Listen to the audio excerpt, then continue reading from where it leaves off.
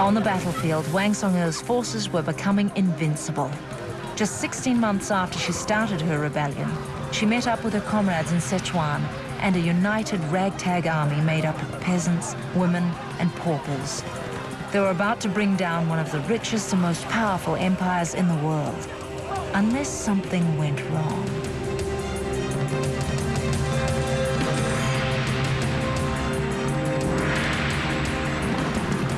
Wang Song'e linked up with leaders of the peasant armies from 5 provinces. Together they formed a single force of 100,000 warriors. They were now a formidable power who would confront the emperor's army head-on. Wang Song'e's peasant uprising now presented a serious threat to the emperor. Somehow this young girl, barely out of her teens, a street performer no less, was the leader of an army which was shaking his empire to its foundations.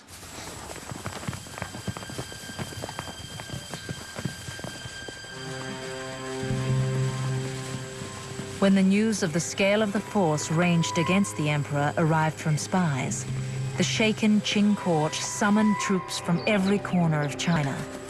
Every general, every soldier, and every weapon was pressed into service.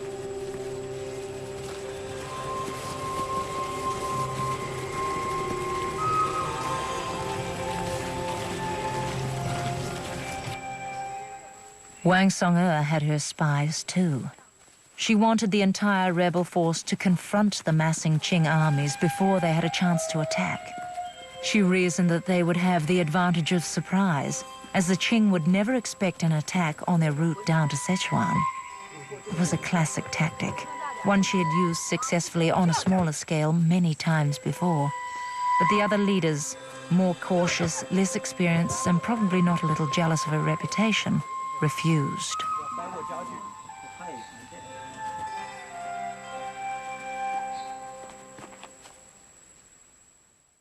For the second time in her short life, Wang Song'e had to reach a fateful decision.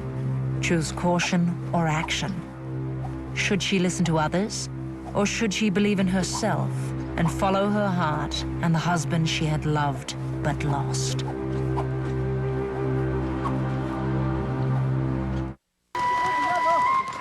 Driven on by the memory of Qilin and of her many victories, perhaps Wang Song'e had become overconfident.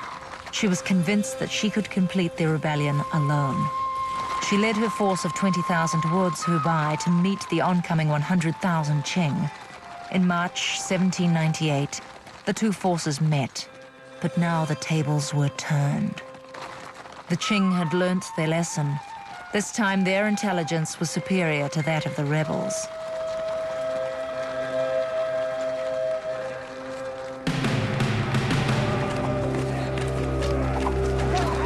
Wang Song'e was ambushed at Hai Shut Gully in Hubei province.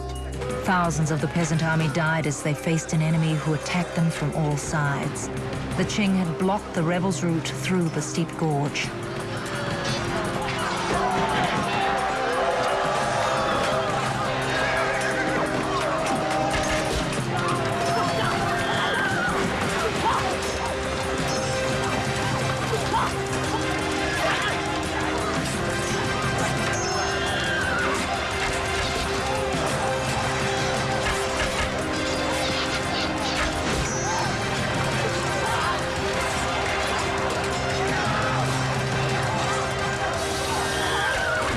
It was a massacre. The Imperial Army had chosen the perfect location for a surprise attack. Wave after wave of Qing troops slaughtered the rebels relentlessly as they fought for 6 hours.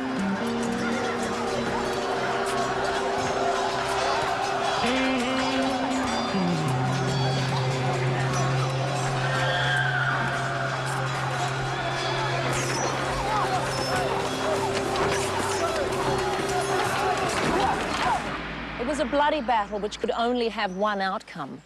The army, which had won repeated victories through ambush and surprise, was finally defeated by its own tactics. From her vantage point, Wang Song'e looked down on a battlefield littered with the bodies of her soldiers. The revolt had finally been crushed. She parted with her horse and led her remaining fighters to the summit of this cliff. Their aim had been to escape westwards, but when she got to the top, what she saw was thousands of enemy soldiers closing in. She was completely surrounded. Wang Song-er had only a handful of aides left. The enemy was drawing nearer and nearer. There was no way out.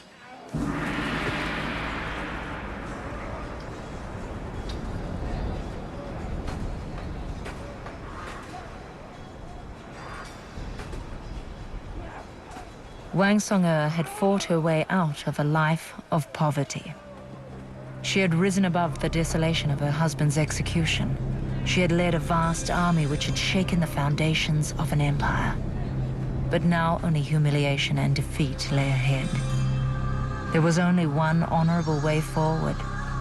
She chose to join her husband in death. She was 22 years old.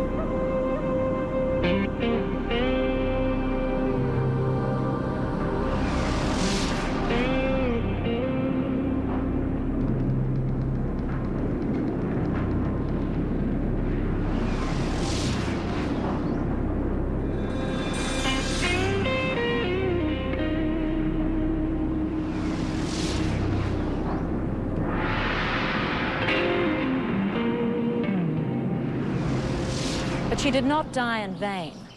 Her uprising had demonstrated that a powerful monarchy was vulnerable to popular revolt.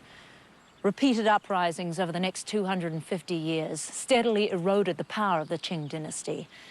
And then, in the middle of the 20th century, a peasant army led by Mao Zedong finally brought to an end imperial China forever.